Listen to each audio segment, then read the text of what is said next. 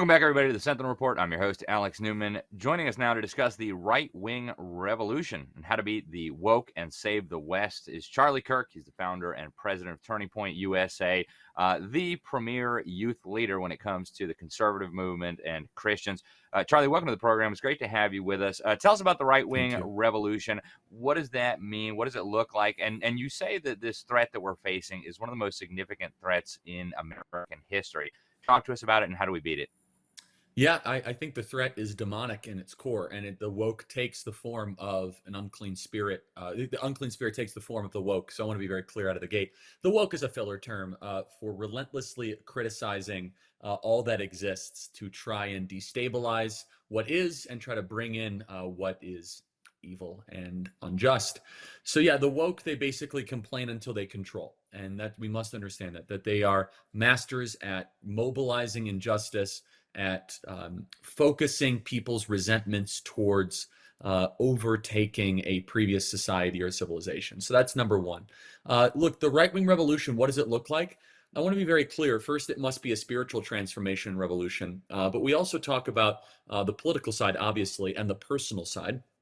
But it looks like a whole of life strategy, a whole of civilization that no longer wants to be in decline, no longer wants to be one that is filled with drag queen story hour for children, one that is not filled with 1 million abortions a year. It's going to require a choice. And we talk about this at great length in the book, that decline is a choice, that we do not have to be making the decisions we are currently making in the West. And the decisions we are making are self-inflicted. We are self-mutilating ourselves right now in our country and in Western civilization. And we put together a roadmap and a blueprint of how we can reverse it. Talk to us about how we do reverse that, Charlie. You and I have spoken at different events on the subject of education. In fact, I spoke at your Turning Point USA Educator Summit. I'll be speaking at the one next month in West Palm. So I know you and I both see education as one of the key issues, but how do we prevent them from capturing the minds and the hearts of the next generation so that we ultimately can stop this? Yeah, you do a great job, and I have a lot to learn from you, and our educators love you, and Dr. Herzberg Hutz thinks you do a great job. Look, I'm not an expert, but I know enough, having visited over 150 colleges and having been in the space. We have the whole premise of education wrong. You do not make children, you allow children to grow, and you have them grow into what they ought to be, and you give them direction and guidance, but children are not something to be engineered. They're not something to be configured. They are to love learning more than anything else. You see, the modern education project is Prussian in its core. At its core, it is focused on administrative bureaucracy to try to make a population more subservient and obedient. The form of education that we should be embracing is the classical form of education that is rooted in what is good, true, and beautiful, or what is eternal rather than what is temporal. And we talk about this in the book. The immediate way that we stop it, what is happening in the country when it comes to education, is we must have a renaissance and a revival of homeschooling in this country. That is the first thing, is that we must continue to see that expansion. We must have more and more parents that are unafraid to homeschool their children. And then secondly, understand the government has no role in education. I know that's a radical statement to say, but the government in education is one of the ways we have seen the destruction and the debasing of the nuclear family. And then finally, when it comes to education, obviously the obvious things, we must defund these woke universities, in fact, almost all universities, and we must build new stuff. Why are there not 100 Hillsdale colleges? It's great that there's one. Why are there not 100? I mean, we have 100 polytechnical woke schools across the country, but we don't have 100 Hillsdales. It's because we need to think as entrepreneurs to start the next big and great thing, to pour into the next generation, and to understand what education actually is. We are more than half of the country with conservative sensibilities and Christian values, but we are not more than half of the education space, and we need to try to fix that. We talk about that in the book. Yeah, that's, I think, in my view, one of the most important things that you have been talking about, one of the most important things in your book. Turning briefly to the church, you work a lot with pastors across the country. You have Turning Point USA Faith. You're trying to get the churches active and involved. What is the role, or what should be the role of the church, of Christians, generally speaking, in saving the West and stopping this woke monster? Yeah, this is something I talk about in the book, is that if you would have asked me that a decade ago, my answer would have been completely different. Not that I wasn't a Christian, but I believed a heresy. And I believed that the church should not be involved in politics. That's how I was raised. It's the kind of church community I came from. But COVID changed everything for me because I thought the American church was strong and courageous. I thought the American church was actually filled with Christians. And I thought the American church was hated tyranny and hated evil, as it says in Psalm 97:10. Let those of you who love the Lord hate evil. And I was totally wrong. I made the worst prediction in American podcasting where I looked into the camera similar to this and I said, hey, these lockdowns, they're not going to last a long time because the American church loves liberty. And that was one of the dumbest things I've ever said on my show because the American church does not love liberty. In its proper role, the American church should be counselor to the king, similar to David, Nehemiah, Esther, Mordecai, Jeremiah, Daniel. Being counselor to the king is the biblical role and is the rightful role. And right now, there is no counselor to the king. Right now, the American church is completely absent. The American church is looking much more like a secular TED Talk with good coffee and organized parking with a rock concert in between. And it's not taking its correct role of speaking truth into the culture, of bringing up disciples, not converts of all nations. In Jeremiah 29:7, it says, demand the welfare of the nation that you are in, because your welfare is tied to your nation's welfare. We should care about our nation. We should care about our country. We should fast and pray for our nation, as Daniel did. In 1 Timothy, it says, pray for all of your leaders by name for the wants and concerns of which they are dealing with. We should care about what our leaders are grappling with. And so, I'm afraid the American church hasn't done almost any of these things recently. I mean, there's still some great pastors out there.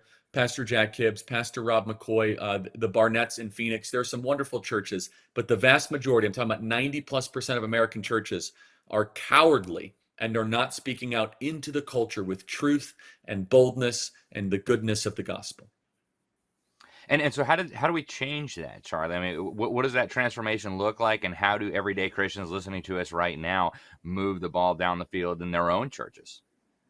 The first thing is that if you go to a church that is not speaking out about the culture, political matters, is not giving direct instruction to you and your family and to the congregation, you first need to challenge the pastor. And if they give you a long list of excuses, you need to leave that church. We need to start voting with our feet. We need to start leaving churches that are not nourishing us completely as believers or as people that are looking to become closer and better followers of Jesus Christ.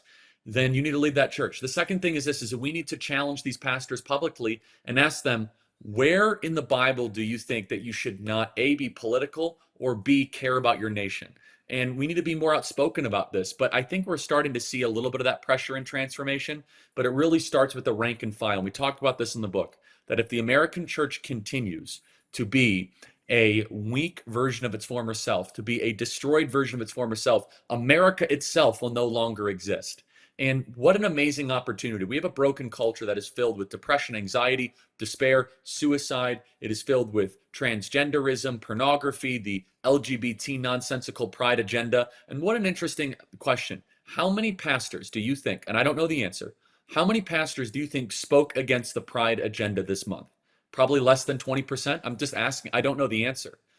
And that right there shows you have the state-run religion of the current government is pride, which of course is a sin. Pride goeth before the fall. Why is it that most pastors are not speaking out against it? It's because their incentive structure is completely backwards.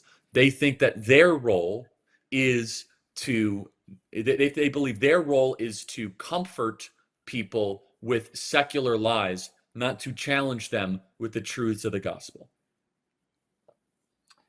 Yeah, absolutely, Charlie. Now, I know you have not lost hope, and that comes through clearly in your book, but you know as well as I do that a lot of people have. I hear it every day. America's over. It's doomed. Build the shelters, right? What makes you optimistic that this can be turned around? And you talk about the broader West. I mean, I think enough people are wondering whether we can even save America. Talk to us about what gives you hope that this thing can be turned around despite how dark it has become. And then just a few concrete steps that people can take in their everyday lives to help that along. I mean, of course it can be saved if it's God's will, and I believe that. Again, I don't want to speak for God's will, but God hasn't destroyed this place yet. That's a fact. We have plenty of opportunity to still act and to be obedient to His commands, to love the Lord our God with all of our heart, soul, strength, and mind, and to love our neighbor as ourselves. So yeah, look, I hope obviously ultimately because Jesus is on his throne and Jesus wins, and so we get to have life everlasting. But I have hope for this country because we have the ability to make a difference. That this is not a spectator sport. That what we do actually matters. What we do can actually move the dial. We must act out of obedience, not out of outcome. Let me say that if there's one thing that I say that makes a difference in your life, we must act out of obedience, not out of outcome. If we act out of just, oh, I want a better outcome, you're in it for the wrong reason. But out of obedience, I do what I do because God told me to do it. That is a much better course of action and a much better way to live your life.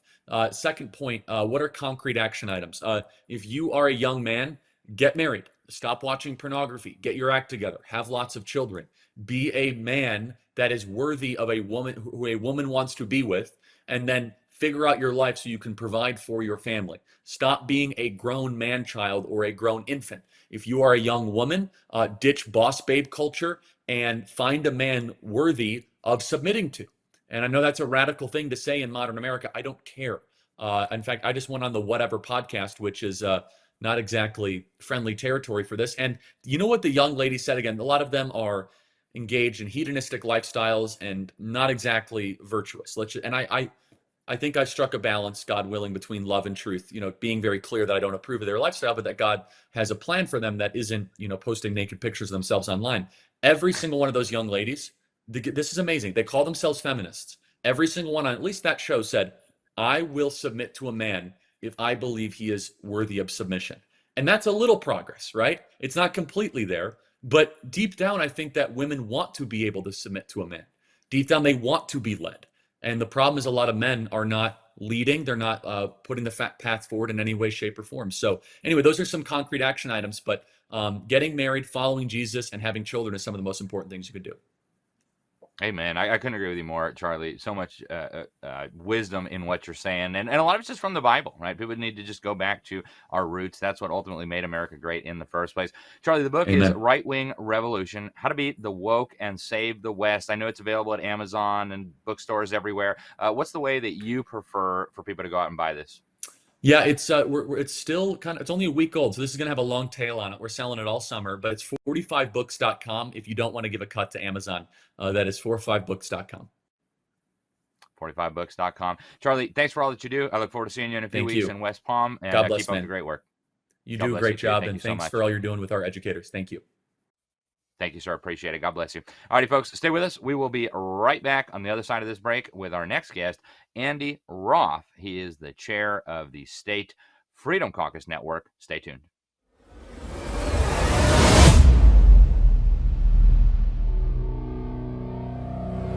Hi, I'm Jonathan Rose, CEO of Genesis Gold Group. Can your retirement savings like an IRA or 401k stand up to the next financial crisis that our top economists are saying is at our very doorsteps? By allocating a percentage of your IRA into physical gold and silver with a tax-free rollover, you can diversify and safeguard your holdings from turbulent markets and economic downturns by putting your IRA back on the gold standard. With a multi-trillion-dollar trade deficit and geopolitical instability, experts say now is the time to make the switch. Protect your retirement today with one simple phone call and receive your free gold and silver guide. Call Genesis Gold Group today at 1-800-200-GOLD and find out how you can add precious metals to your IRA. That's 1-800-200-GOLD or 1-800-200-4653.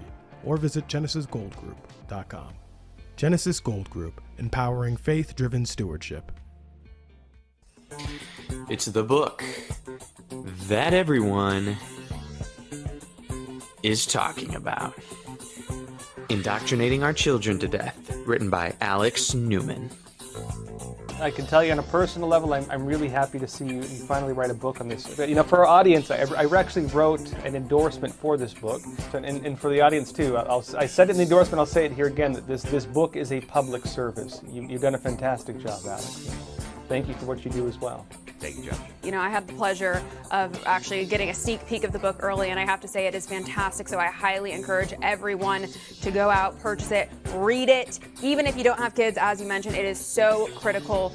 Your new book that is out now titled Indoctrinating Our Children to Death, Government Schools' War on Faith, Family, and Freedom, and How to Stop It. This is such a vital resource. LibertySentinel.org. These books are going to help you have better conversations in the church foyer, at the water cooler, at your Thanksgiving table, and to help make a difference with those around you, because it gives you better little mental ammunition to have more intelligent conversations besides like, Biden's an idiot. Right. You know, well, like that's fine, but there actually is a very well thought out agenda. Man, it is it's a big issue, but I'm glad people like Alex Newman are covering it and taking it on. Indoctrinating Our Children to Death is the name of the book. Indoctrinating Our Children to Death, Government Schools' War on Faith, Family, and Freedom, and How to Stop It. Available now on Amazon, Alex Newman _JOU on Twitter, and you can go to libertysentinel.org.